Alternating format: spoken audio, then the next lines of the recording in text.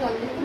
যখনই এই মেশিনটা অ্যাপ্লাই করবি চেষ্টা করবি 10 পর্যন্ত আছে তো 8-এর মধ্যে কমপ্লিট করার, 8-এর উপরে ওঠার চেষ্টা করবি। আর খুব যদি স্কিনে প্রবলেম হয় তাহলে 9, 10 কোনোদিন করবি।